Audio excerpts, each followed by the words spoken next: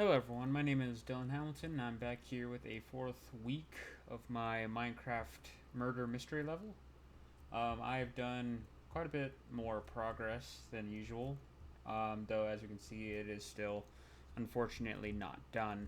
I do still plan on working on it, but for right now I am going to just show you the playthrough of the level and basically the critical path on how the player is intended to go. Note that when I say that, of course, not every player will play it that way. It's just going to be my thought process on how it's going to lead the player through the level and how it's supposed to go. But as you can see, I definitely have more houses going on and even more details within it. But instead of just going through and explaining it, I'm going to just simply start playing through the level as intended, and I will start going about my thought process. So, the player will spawn right about here. So what we're going to do, you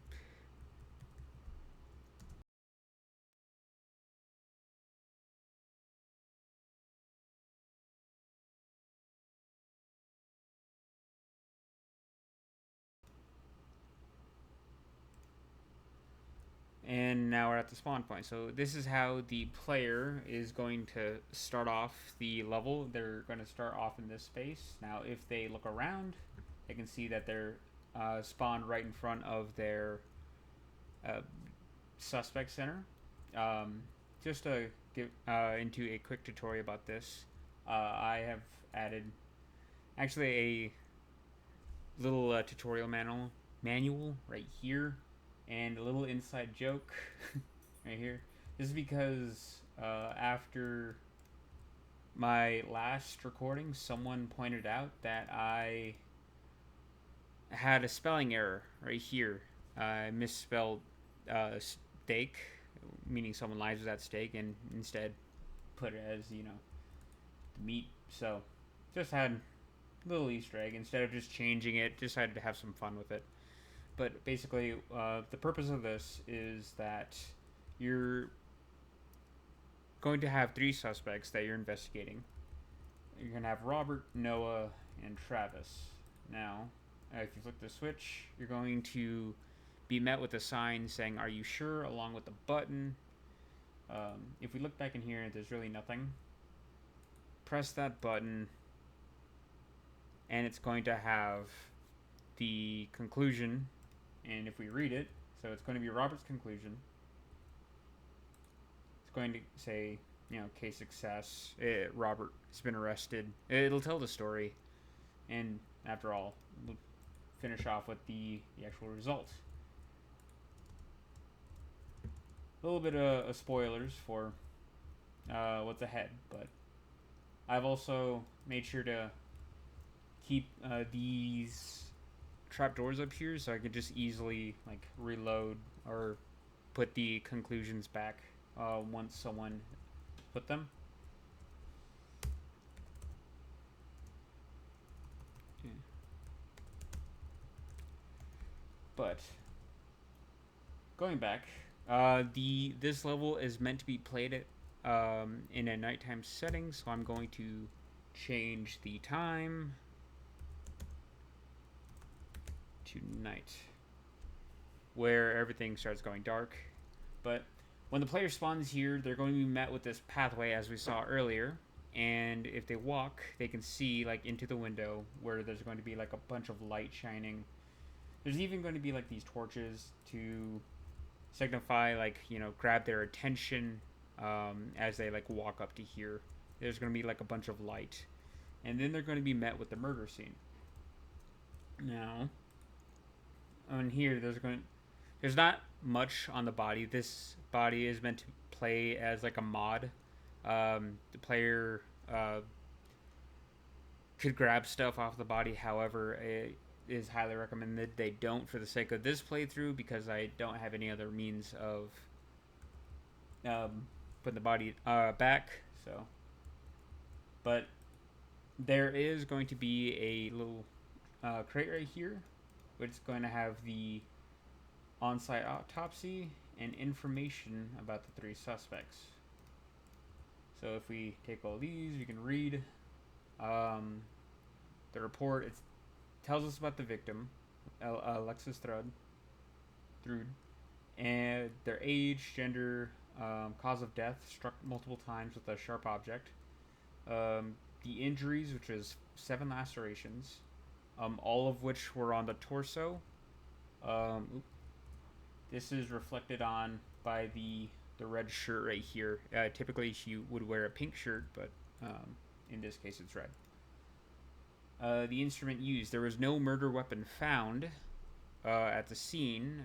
Lacerations on the body are deep, suggesting a small, sharp, heavy instrument, such as a hatchet. Now, this is meant to give the player a direction of what they're supposed to be looking for, instead of already like having the weapon on hand. As they're investigating through these levels, they need to try to find who owns a hatchet. Gonna go on to the suspect information. This is meant to give more of like backstory for players to read, and it tells you which suspect is which. So it has their occupation, their residence, which describes which house they live in, the blue house. Affiliation, Travis was the ex-boyfriend. Last known sighting was the one who discovered the body. And the main reason I wanted to have Travis be the one to discover the body was to kind of put a little bit of suspicion on him, because when you initially think of these cases, you don't entirely trust the person who found the body at first. You're going to think maybe they're probably lying a little bit, saying that they were the ones that actually did it and they're just covering up. But that's the purpose of that.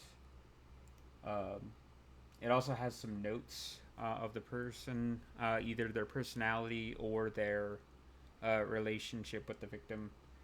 In this case, Travis and Alexis were together for 3 years, but she left him for a coworker, so that could hint towards Travis having very strong emotions against that. Noah lives in the greenhouse. Alright.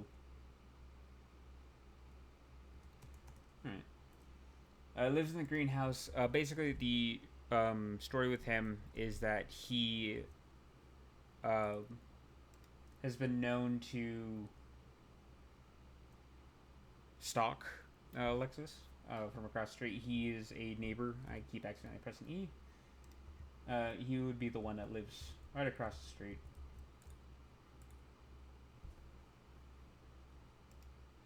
And it would say, last seen sighting, he was reported by a neighbor to have confronted Alexis earlier on, but she basically snapped at him for constantly asking her out, and he walked away with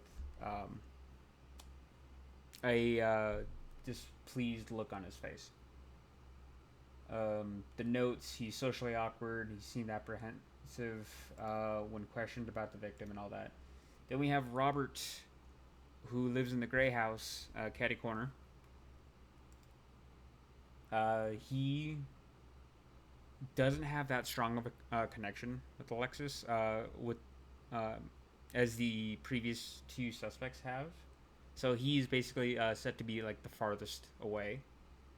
In terms of like emotional connection, though it does say Travis reported the last known sighting, which he went to the house to ask for something, and it seemed as though she refused by shaking her head, and he walked away.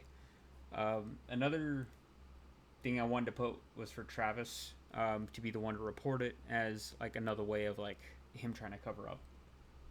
But anyways, with all this in mind, let's get back into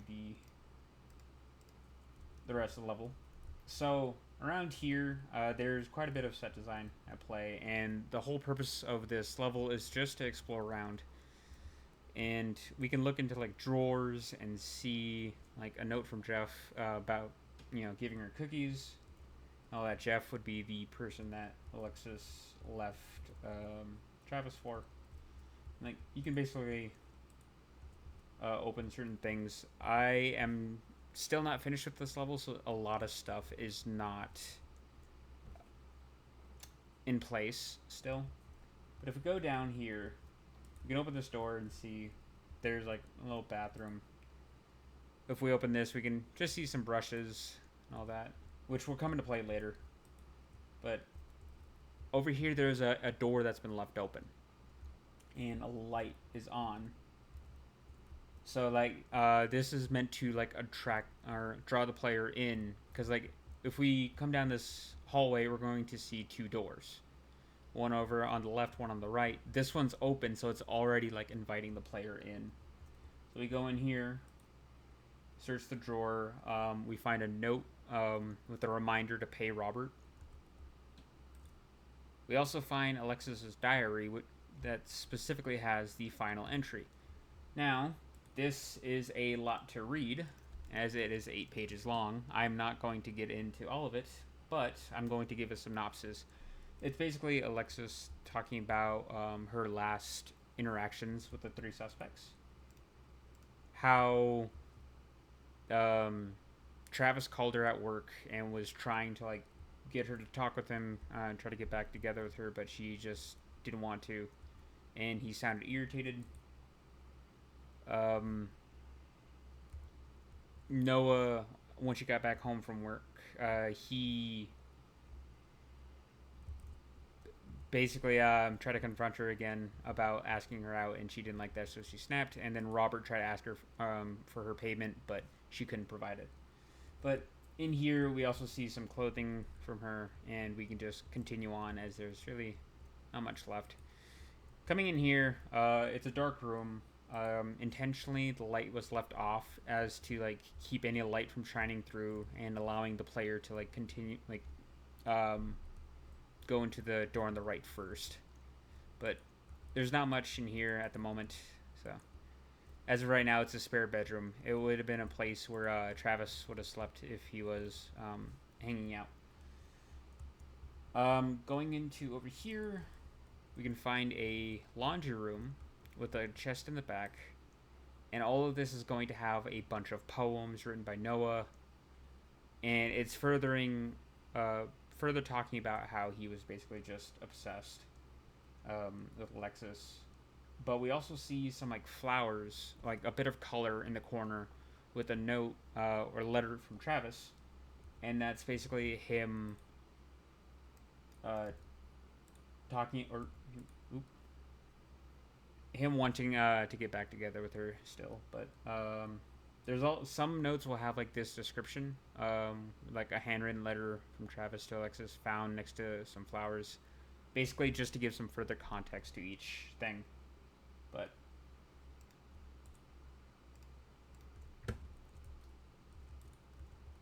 still not much. But so if the player has read through all of this, they'll know a bit more information based on Trevor and Noah. So they'll probably be more obligated to go to one of their houses first, which Travis.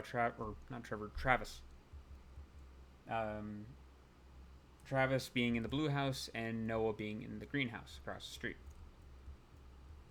So, in case the player didn't read any of the clues or anything, I did include this little dirt path with this light to like grab their attention and like try to lead them closer to like going to Travis's house first.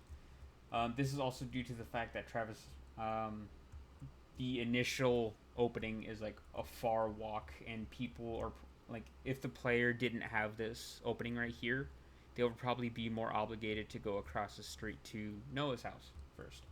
So this is meant to like just draw the player's attention and have them go over to Travis's house and explore that a little bit. Going inside, we can see that. Oh, here we go.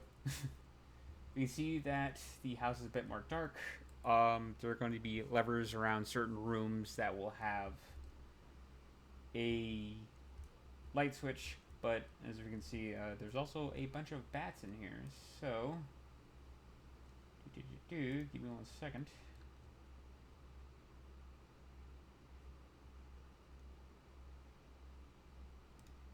There we go. Do some extermination work around here. There we go. So if we walk in further, we can see that there's going to be a door open right over here. Now the player can like explore anywhere around, but like if they walk into here and they see that that door right there is just open, they'll probably be more drawn to it. Coming in here, they can see it's going to be like the main bedroom, right? And if they explore this chest, they'll find a note saying, "I miss her." Reading it a bit more, it just talks about how Travis doesn't know how to cope with his feelings, so he's writing them down, and he's just very upset over the recent breakup, to the point where he just feels very angry. But he's still like hopeful and trying to like get back together. You know, saying, "I feel so hurt," and it ends off by saying it might be stupid, but he's gonna go try to talk to her. Here's to hoping. Finishing that interaction off, you just explore around a bit more. Just look around, find the kitchen, and there are drawers everywhere the player can just interact with. Travis even has his own little bathroom in here.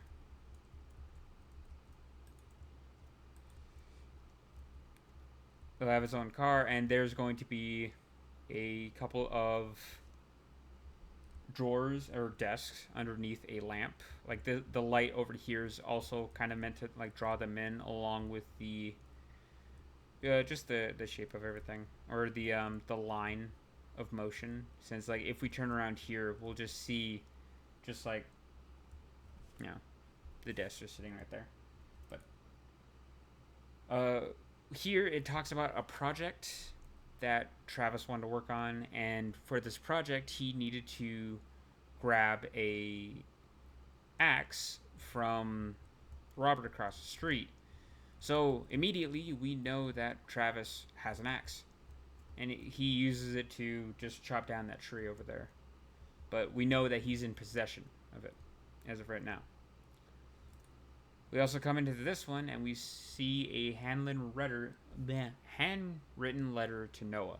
And what this letter talks about is how Noah's basically, you know, up to his antics with watching Alexis.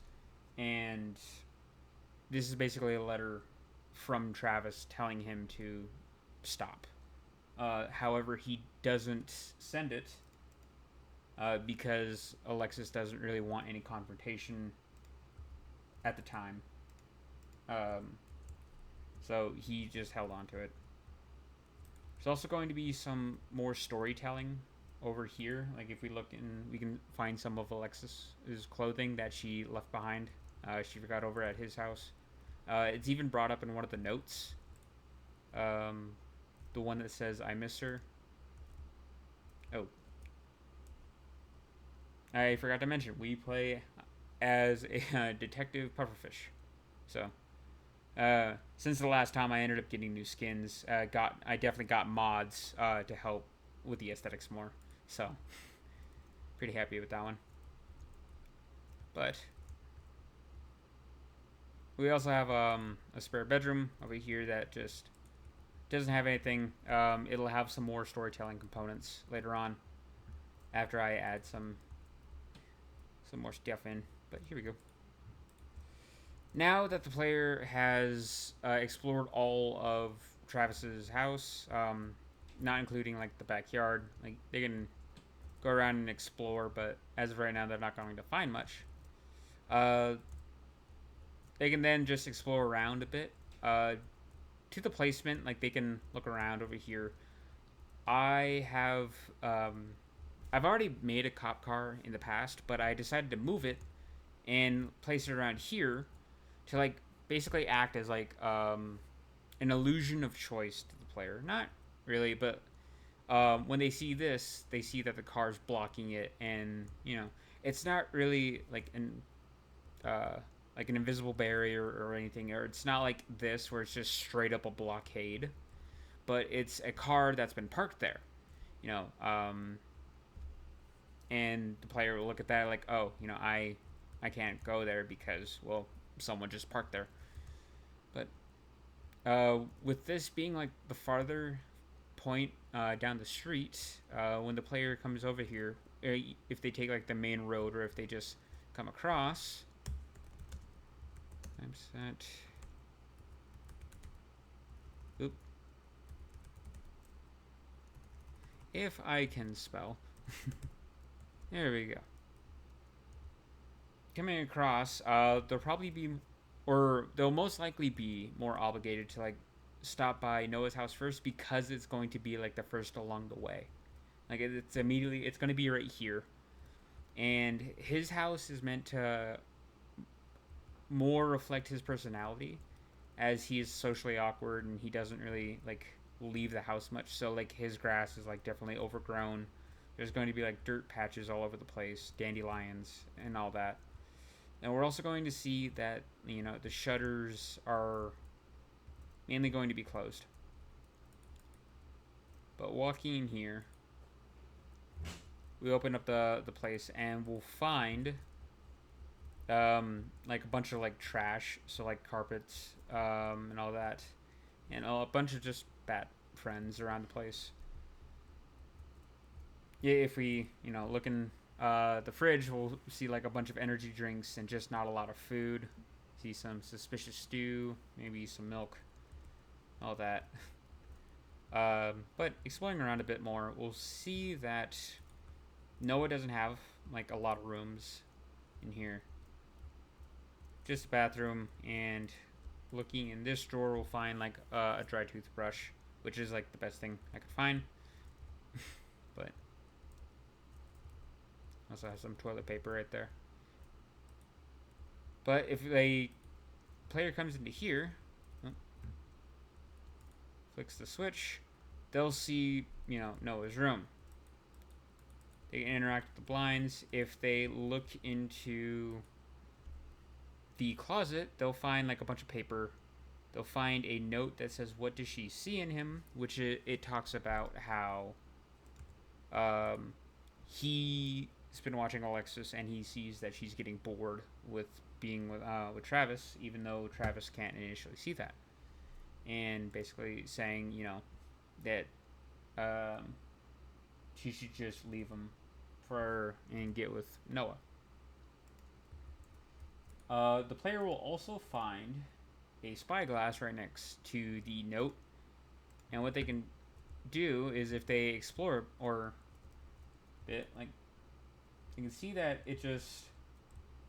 it's used to spy across the street, because the only thing you'll see from this window is Alexis's house. So this just further adds evidence against Noah that he is, just a big stalker.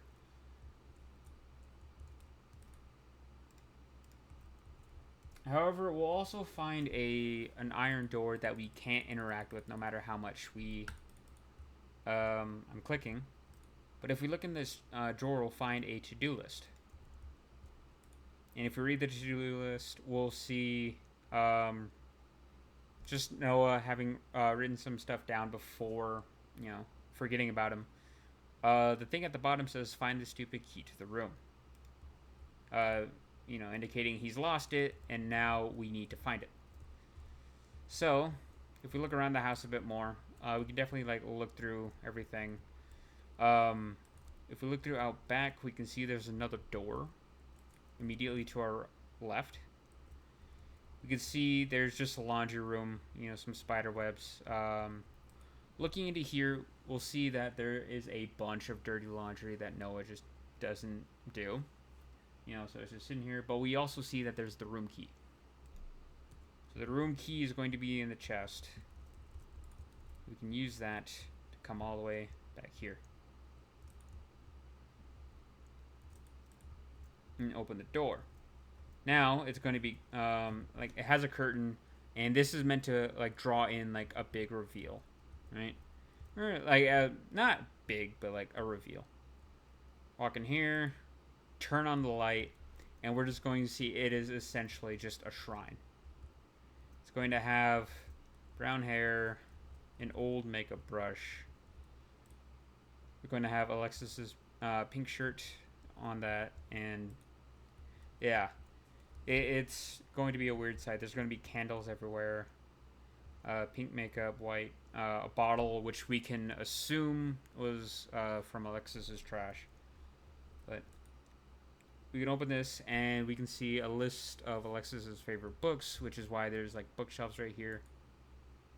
An unfinished poem in Noah's handwriting, and then there's going to be another note that Robert keeps making noise. And basically what this one talks about is how Robert is in his house, and it like his hobbies are basically like modifying his house or all that, and it just makes a lot of noise, and it's irritating Noah. So with that in mind, we can now go into move on to Robert's house.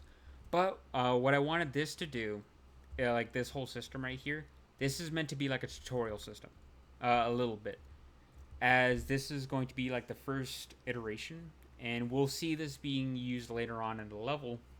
But this is meant to be like easy and all that. There's like a door or an iron door that's going to need a key, and we're going to need to go find it. So that's what this is meant to be played as.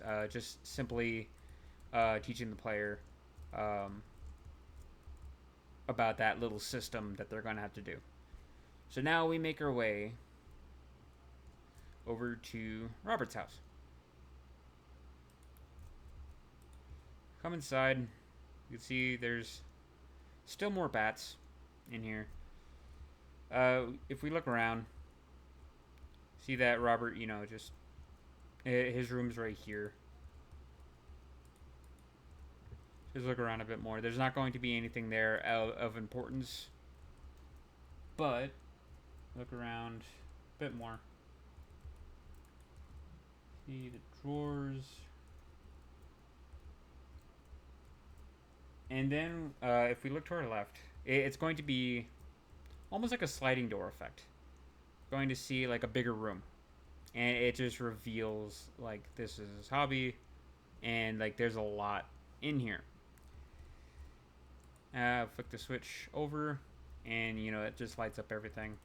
Over here, the player can explore. It's just another bathroom. As of right now, there's not really much. It's just going to be another thing to explore. The player can do and view the set design.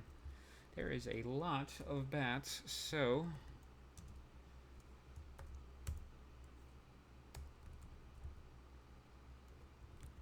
give me 1 second while I fix that. There we go. 22. All right. So look at this. We can see a book, right? If we interact with that, it says future projects. Improve workbench. There's going to be a little hint right here. It says hidden lever, right? And it's crossed out, so it's going to be a little bit harder to see, but like once you read that, you're going to know that hey, there's a hidden component in this house. Fix light fixture and build a new chair. Now with the fix light fixture, that's crossed out. That's basically meant to say that Robert's already done it. So, like, seeing that that's crossed out, we can already assume that Robert has already put in a hidden lever into the house. So we just have to find it. So, we go in here, and we just look around. It's another laundry room, but it also has, like, a little blast furnace right here. Looking here, we can see a couple things. What am I going to do And if we look into the other one, we're going to see a job notice. The job notice basically talks about how Robert's job has like cut his hours in half, so now he doesn't have as much hours to pay, like get as much pay. And there's like application denial letters saying that he has already went in and like tried to apply for new jobs but didn't get accepted. If we look into this drawer right here as well, we can also see some upcoming bills, which would probably add stress to someone. But looking into this letter, it'll basically talk about how Robert is getting more and more stressed. He's getting desperate. That he doesn't have much money. So he talks about how he lended the hatchet to Travis, and he thinks about charging him for it, but he also has the idea of asking Alexis for the money that she owes him. So she has to have it by now, but it's basically him getting more desperate.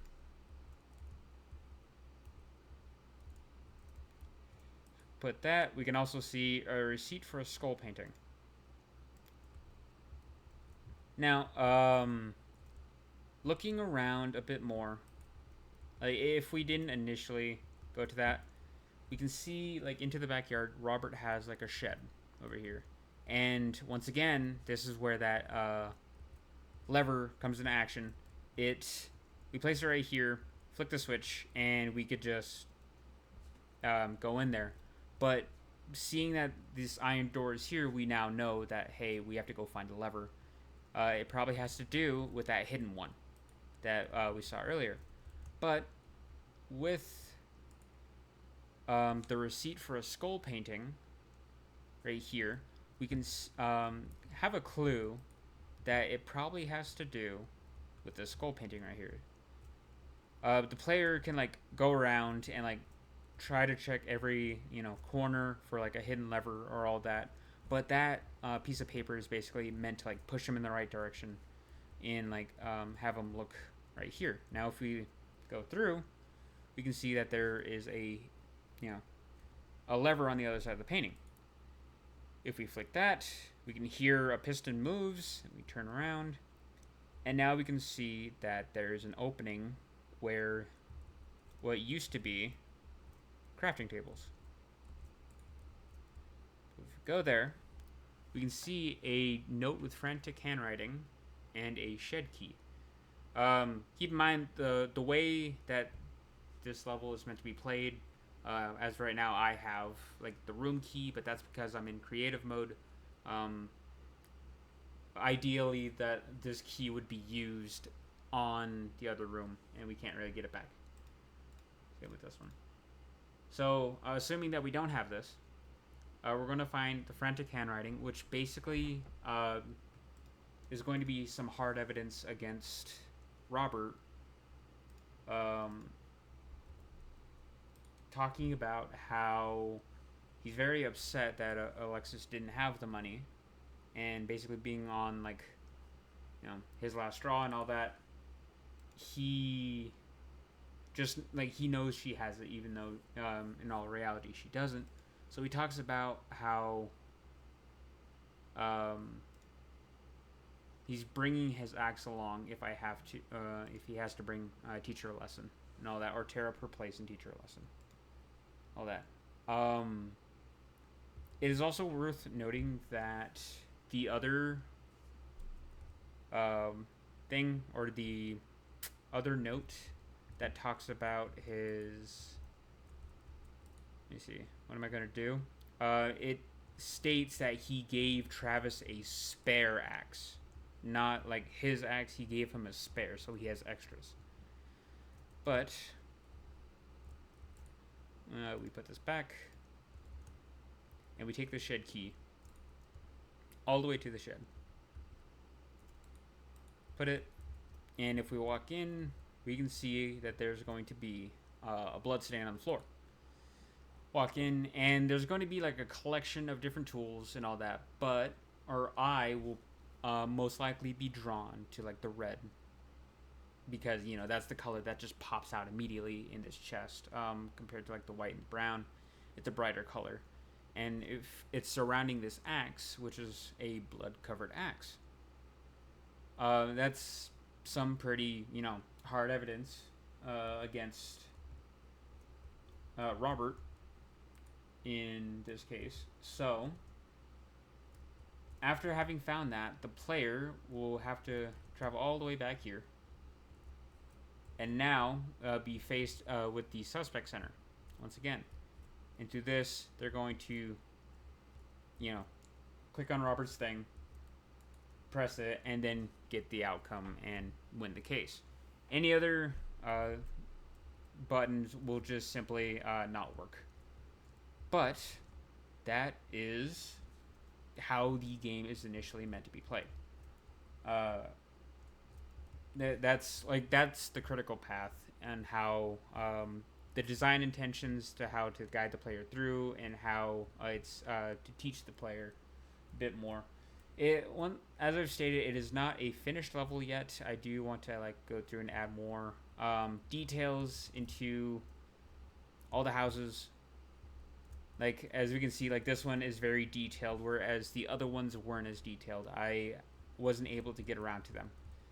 But that will be my, I will continue that project and post another update on that. Just to show it off and reiterate the gameplay if there has been any changes. That has been my level. Thank you for watching, and stay tuned for any more updates.